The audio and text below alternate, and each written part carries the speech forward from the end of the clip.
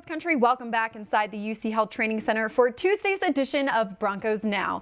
As always, I'm your host, Sydney Jones, and the team was back on the field today in pads as they continue to prepare for the regular season and their preseason finale versus the Vikings this Saturday.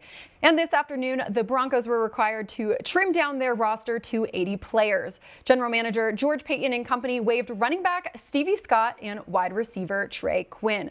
The team also released inside linebacker Joe Schobert and designated tackle Casey Tucker as waived injured. Plus, offensive lineman Tom Compton was placed on the reserve PUP list, which means Compton will be eligible to return in Week 5 of the regular season. The final round of cuts will be next Tuesday, and while it's a tough time, head coach Nathaniel Hackett says it's just the reality of this business. It's awkward at times, it's rough at times, but it's about addressing it and hitting it, head first. And so those guys know I've brought it up. I mean, it's just part of the game. It is what it is. And for me, I always want to be sure that I talk with them. And sometimes they don't want to talk. They're not happy about it. And I understand that. I respect that. But unfortunately, that's part of this business. With less than 3 weeks until the Broncos' season opener versus the Seahawks, Coach Hackett has changed this week's schedule to simulate what a game week would look like during the regular season. So take a listen to what Coach Hackett will be focusing on at practice this week. We're trying to make sure we have everything in that we need for the season. That's the most important thing. We want to detail everything up that we've been doing,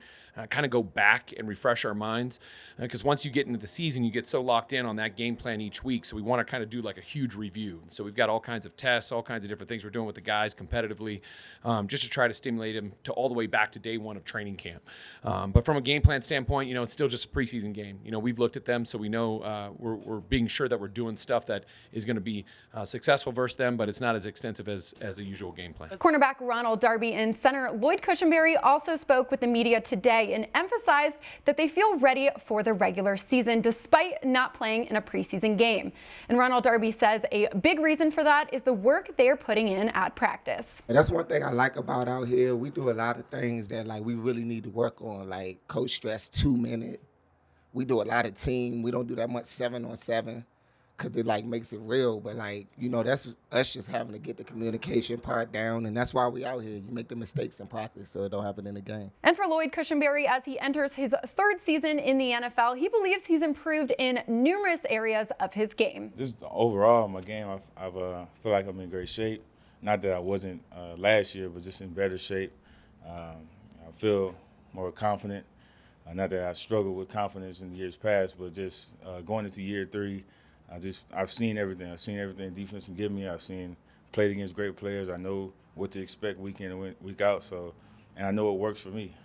Those things are big for me going into year 3. I know I have my own routine now. I have my own things I do every single day to get me ready to play every day. And as the regular season quickly approaches, they both embrace the expectations put on the team this season. You can look at it as a challenge. You can look at it as a little pressure, but it's just great to have a future Hall of Fame quarterback behind us.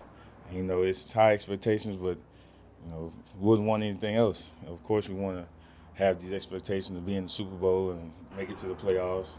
And that's what comes when you have a guy like that. So, yeah, it's been great so far. I feel like we've lived up to the challenge in practice, and now we have to bring it to the season and put it all together. That's why I'm out here early each day at practice on the jugs. I come out before the receivers. I do the drills with the receivers. I just want to make sure when my time comes, I execute. Now joining me here in the studio is fellow team reporter Phil Milani. Phil, appreciate you being on the show today. Sydney, thank you very much for having me. I heard that you were going to be in the big studio, so I said, I'll do it. Got to bring in the big guns. I love it. Well, Phil, today was another cut day around the league. The Broncos had to trim their roster down to 80. One of those guys being released was Joe Schobert. Want to talk about him a little bit. I feel like this means the team's pretty confident in Jonas Griffin's return, right? Yeah, maybe it had a little bit more to do with Schobert, too, just because against the Bills, he didn't quite look like his former self. I mean, he looked like maybe a guy who had been doing a lot of conditioning, thought that he was in good shape, but then when you get out on that football field, it's a little bit of a different story. And you saw him miss some tackles. Maybe he was a step late to get into some positions, fill some gaps. didn't quite look like the player maybe the Broncos thought that they were going to be getting. And so you see the move that they made here today. And I think that hopefully that's good news for Jonas Griffin. You saw him doing some work on the side during practice today. So maybe that's a positive sign that Jonas will be back. But I also think it had something to do with what they saw from Schobert against the Bills. Well, fingers crossed Jonas will be back sooner than later. In better news, Billy Turner did return to practice today as well. Coach Hackett said he's hoping that he'll be healthy for week 1, isn't really sure, and hasn't really said yet what position he would play if he is ready for week 1. But as we know, he's very versatile and can pretty much play any position on the line. So what do you really think about him, and what do you think it would mean to have him back for Seattle? I think Nathaniel Hackett loves Billy Turner. I mean, they've got a close relationship from their time in Green Bay. Billy Turner able to play a lot of different positions along the offensive line, everything except center, really. So I think that that's something that Hackett loves. But look, he came here to play right tackle, I think, and that's where the Broncos would like to see him. That is the position I think that most fans want to see what's going to happen at right tackle, especially going into a loud environment in Seattle. You got to protect Russ. I mean, you trade all this equity to get Russ. You got to protect him. So right tackle is the position that everybody's paying attention to. I think that it's going to be Calvin Anderson if Billy Turner can't go, but the Broncos want to see what Turner's able to do. Well, we've seen Calvin Anderson in the past 2 preseason games. What have you liked what you've seen from him, and what do you hope he improves on in this final preseason game? He's another versatile guy that I think that the Broncos like, that he's able to play either side of the line. But he's a smart guy. Obviously, he could solve those Rubik's Cubes. That's sort of his claim to fame a little bit. But he's a guy who can go in there, play right tackle. He's serviceable. He's been in that role all training camp long. The Broncos have been rotating guys in and out on the offensive line, so you're not quite sure exactly what every position is going to look like. But I think it's safe to say that Calvin Anderson is probably that guy if Billy Turner can't go. Well, better to have many guys that can play a bunch of different positions, like you said. Well, Phil, another topic of conversation today was cornerback depth and some of the young guys in that room. I know Coach Hackett and Ronald Darby, they both mentioned Damari Mathis, Faion Hicks. As we approach this final preseason game, Phil, what do you want to see from them, and what do you hope to see them accomplish? Well, I think that for a guy like Damari Mathis, he has the athleticism. You want to just see him continue to be in the right positions, know what he's doing. Coming out of college, the knock on him was maybe he was a little bit too handsy, a lot of penalties on him. So you want to see him just continue to know this defense.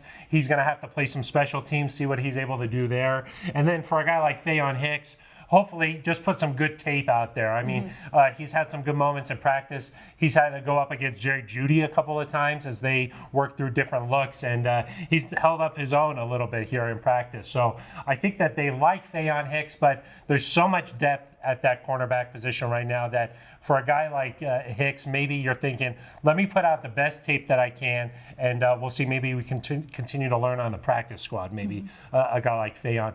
You know that Damari Mathis is going to be on this roster. He's going to have to play big minutes. He has the athleticism, so you just want to see him kind of continue to mature. Saw him go up against the Ones in Buffalo last week. Obviously, that's a tough assignment, gave up a touchdown, but we'll see how he continues to mature as his rookie season goes along. Well, Phil, with final cuts approaching, how many guys do you think they'll keep in that cornerback room? Well, you know that the ones, I mean, that you know that Pat Surtain, Ronald Darby, K'Wan Williams, those guys, they're set. They're going to be one of the better secondaries in the league. I think the more interesting position to look at is safety, because Caden Stearns is there, PJ Locke, and then a guy like J.R. Reed that they bring in. You always want to look at special teams at this time and just see, okay, how can this guy contribute, get a jersey on game day? And guys like J.R. Reed can play so much special teams, or bring so much value there, that I'm sure Dwayne Stukes is going to be like, we got to keep J.R. Reed. So at this time of year, I tend to watch special teams more and just see, this guy can get a jersey on game day. He can play in a pinch when needed on defense. He's a valuable player. Well, it's going to be brutal next Tuesday as the team has to trim down the roster to 53. So how important is this final week and this final preseason game for a lot of those young guys that we've talked about? I think for young guys, the big thing is, look, I'm not just playing to earn a roster spot here. Don't look at the numbers. Don't pay attention to that stuff. Just go out and control what you can control. I mean, that sounds like coach speak or whatnot, but it is true. If you go out there and put on good film, somebody's going to recognize that. And so maybe if you look at the numbers and it doesn't quite make sense here in Denver, if you play well enough, somebody's going to recognize you out there and you'll get a spot. So just control what you can control. It's a tough time around the league. Even if you feel like you made that initial 53, the Broncos are still going out there and doing work trying to find other guys that might be an upgrade. So you really aren't sure if you've made it for a couple of days there. So it's a competitive league. It's the best of the best trying to do what they love to do. And it is a hard time around the league, though. Well, a lot to watch for on Saturday. Phil, appreciate your time always and your insight. Sydney, always great to be on. Thank you very much. Thank you, Phil. Now it's time to take a look at today's injury report. A couple positive updates today. Like Phil and I talked about earlier in the show, offensive lineman Billy Turner was back at practice. Also, inside linebacker Jonas Griffin did some work on a side field today for the first time since suffering his elbow injury in the Broncos' first preseason game, which is a great sign. Greg Dulcich and Natani Muti also did individual work on a side field. Coach Hackett hopes to get Dulcich involved in team reps as soon as possible. Tyree Cleveland and Michael Ojemudia did not practice today, and the team placed Tom Compton on the reserve, physically unable to perform list. So like I mentioned at the top of the show, he will be eligible to return in Week 5 versus the Colts. Well, that's all the time we have for today's episode. Thanks so much, Broncos Country, for tuning in for today's episode of Broncos Now. Make sure to meet me right back here on the Broncos Podcast Network and YouTube tomorrow for another edition. I'll see you all then.